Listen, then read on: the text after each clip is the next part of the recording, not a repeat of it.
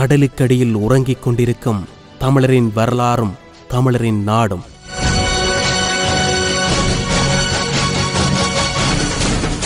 யாதுமூரே யாவரும் கேளீர் எல்லாம் சங்கத் தமிழனடா என்று உலகுக் கூறத்துரைப்போம்.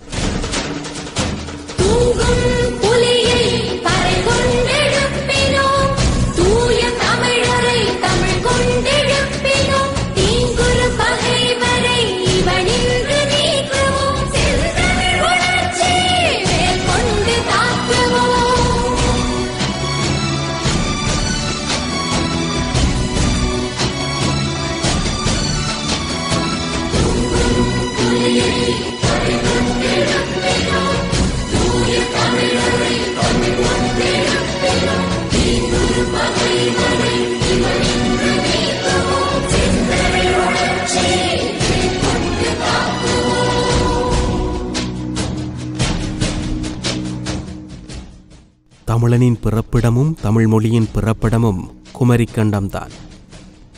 அக்கண்டம் நீரில் மூழ்கி போனது. முச்சங்க வரலாற்றாலும் சிலப்பதிகார உரைகள் மூலமும் இதனை நாம் தெரிந்து கொள்ளலாம். திரு ராமச்சந்திர தீட்சிகர் போன்றோரின் வரலாற்று நூல்கள் வாயிலாகவும் தேவநேய பாவனர் எழுதிய முதற்தாய் மொழி வாயிலாகவும் நாம் நன்கறிகின்றோம். தமிழன் தோன்றிய இடம் குமரிக்கண்டம், கையாண்ட மொழி தமிழ் மொழியாகும். பல்லாயிரம் ஆண்டுகளுக்கு பின் படிப்படியாக வளர்ந்த தமிழும் தமிழனும் புகழின் உச்சக்கட்டமிட்டினர். பழந்தமிழ் நாட்டை உலகிற்கு சுட்டி காட்டினர். பழந்தமிழ் நாடாகிய குமரிக்கண்டம் அளவில் மிக பெரியதாக பிறவியிருந்தது. ஆஸ்திரேலியாவையும் தென்னாப்பிரிக்காவையும் இந்தியாவையும் இணைத்துக் கொண்டிருந்த பெரும் நிலப்பரப்பே குமரிக்கண்டம் அல்லது பழந்தமிழ்நாடு அல்லது லெமூரியா கண்டம் என்கின்றார் ஹெரோடோட்டஸ். இக்கருத்தை பேரறிஞர் திரு ஆல்டுகாம், திரு எகேல், திரு கிளாட்டர், திரு கேட்டி எலியட், திரு தேவநாய பாவனர் போன்றோர் ஏகமனதாக ஏற்றுக்கொண்டனர். மேலும் ஹெரோடோட்டஸ் அவர்கள் குமரிக்கண்டத்தின் எல்லையை குறிப்பிட்டுள்ளார். தொலைமேற்கில் கிரேக்க நாடு, மேற்கில் எகிப்து மற்றும் ஆபிரிக்கா, வடமேற்கில் தென்னாப்பிரிக்கா, தொலைகிழக்கில் சீன நாடு, கிழக்கில் பர்மா, மலேசியா, சிங்கப்பூர், தெற்கில் நீண்ட மலைத்தொடர்.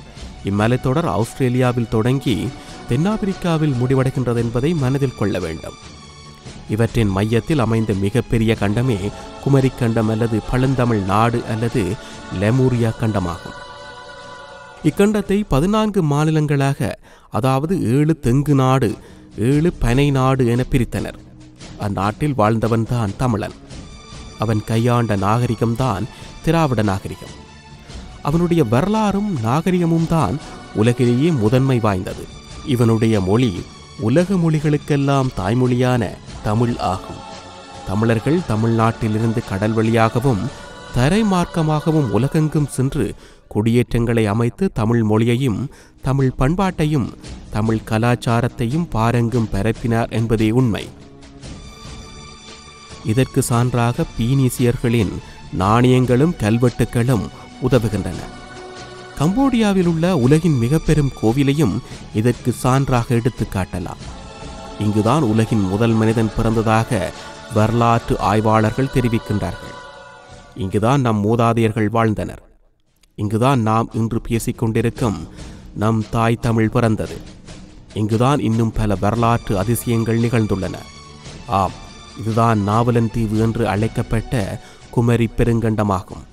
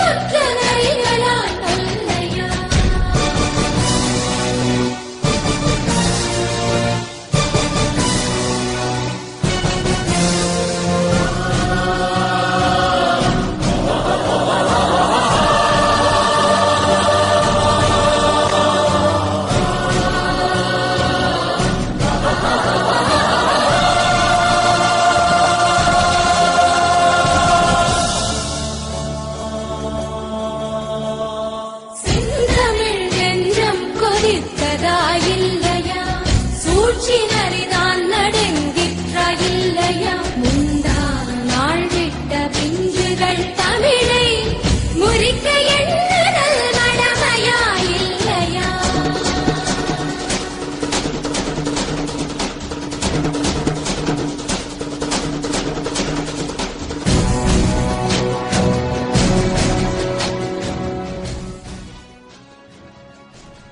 கடலுக்கடியில் இன்று அமைதியாக உறங்கிக் கொண்டிருக்கும் இது ஒரு காலத்தில் பிரமாண்டமாக இயங்கிக் கொண்டிருந்த ஒரு மாபெரும் தமிழ் கண்டம். இன்று தனித்தனி நாடுகளாக உள்ள ஆஸ்திரேலியா, மடகாஸ்கர், தென்னாப்பிரிக்கா, இலங்கை மற்றும் கிழக்கிலுள்ள சிறு சிறு தீவுகளையெல்லாம் இணைத்தவாறு இருந்த ஒரு பிரமாண்ட நிலப்பரப்பு தான் குமரிக்கண்டம். 7 தெங்கு நாடு, 7 மதுரை நாடு, 7 முன்பலை நாடு, 7 பின்பலை நாடு, 7 குன்ற நாடு, 7 குனக்கரை நாடு, 7 குறும்பனை நாடு என இந்த நிலப்பரப்பில் 49 நாடுகள் இருந்துள்ளன. பருளி, குமரி என்ற 2 மாபெரும் ஆறுகள் ஓடியுள்ளன. குமரிக்கோடு, மணிமலை என 2 மலைகள் இருந்துள்ளன. தென்மதுரை, கபாடபுரம், முத்தூர் என பிரமாண்டமான 3 நகரங்கள் இருந்தன. உலகின் தொன்மையான நாகரிகம் என்று அழைக்கப்படும் சுமேரியன் நாகரிகம் வெறும் 4000 வருடங்கள் முந்தையதுதான். நக்கீரர், இறையனார் அகப்பொருள் என்ற நூலில் 3 தமிழ்ச் சங்கங்கள் 9990 வருடங்கள் தொடர் நடைபெற்றதாக கூறியுள்ளார்.